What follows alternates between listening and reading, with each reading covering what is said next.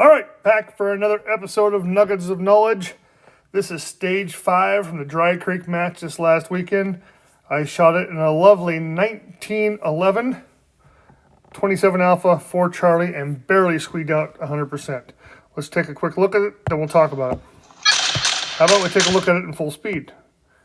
I don't need any help looking slow. Here we go.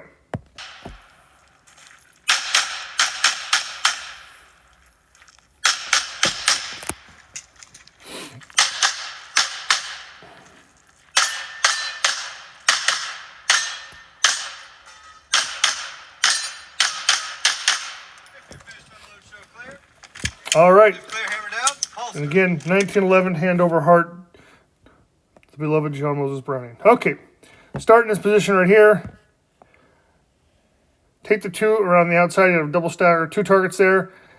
And I didn't want to go any further forward on my start position because I wanted to be able to move laterally straight across to get in the next position quicker. You can see how my toes are slightly setting up for what's next on my right foot.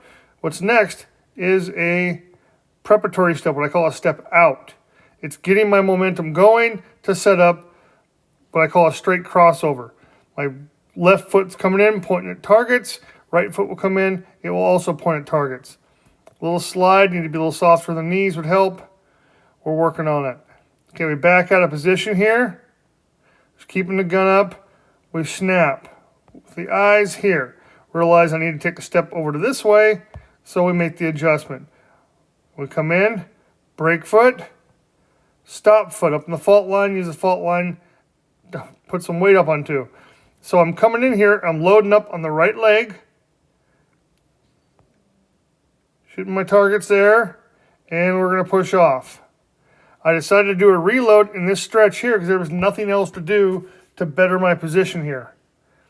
If I reloaded later, it eliminated options. You can see I got my elbow kind of high on this reload. Pay attention when we zoom in here just a little bit. Look at the angle of the magazine. It's not properly oriented to go into the gun. Oh, now it finally is. If I kept my elbow a hair tighter to my body, the angle of the magazine would have been lining up with the mag well better. Get the gun up. Break foot towards target. Stop foot, wide stance, getting my belt buckle pointed at the targets. Get my hips squared up to them, however you want to say it. Now, coming here, I purposely take this short little step with my right foot to set up what's next. It's opening my hips up to shooting the poppers on the move. I wasn't going to slow down to hit all 3. I was going to take 3 shots, 1 per, as I moved into position. I felt that was a better use of my time right there than it was just trying to run there. I don't move that darn quick, and it was a short. It would have been like a double shuffle, which I don't do real well, so I was better to try to score points and just be smooth. Didn't take any extra shots. I took extra shots, yes. I went 1, 1, 1 on the steel, and then went to the paper, and then just picked up the popper afterwards. It's still falling. Hit the activator. Now the swinger here, which you can't see, pretty fast. I had some discussion about hitting the activator, shooting the other 2 paper, and coming back for it. But watching how it released fairly quickly. I'm going to waste a transition to come back across it. And the first exposure, because it was a fast heavyweight, or a heavyweight on a fast swinger, that first dwell time is going to be a little bit longer and almost stop. So I felt that I would just take 2 at that, try to get Alpha Charlie at best, and then finish out with a bunch of alphas. So we come across it, then we just finished up shooting paper. People see, I had 2 people recently, like today. Hey, what load are you using? Your gun doesn't look like it's even moving. It's not the ammo, guys. It's a really well-built gun by Candy Mountain Custom, and it's a grip that has taken 34 years to develop. So let's walk through it again, see if we can find anything we like to talk about. Are you ready? Stand by. Just trying to keep the gun up and be as flowy as I can when I can. Going to this position, guns up early.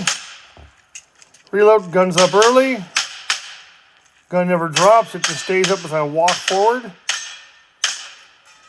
So when you're out there and you're trying to practice your movement, if you're trying to get super low like some of the other guys can do, but you see your sights bouncing all over the place, come up a little bit further, or go from your natural standing position, drop down 3 inches tops, but load up your quads and roll your feet. And have your weight, instead of being forward when you shoot or backward, kind of in the middle. See if that helps you out a little bit, stabilize the sights, but still keep you shooting on the move. If you're like me and your calves just aren't that flexible, I can't go any lower, because when I do, every step I take, the sights just dip. So this is how I have found to keep me shooting on the move more smoothly. Man, that gun looks really sexy right there. All right, that's all. You guys have a great time. Get out to TFI Academy and train, and have a great summer shooting.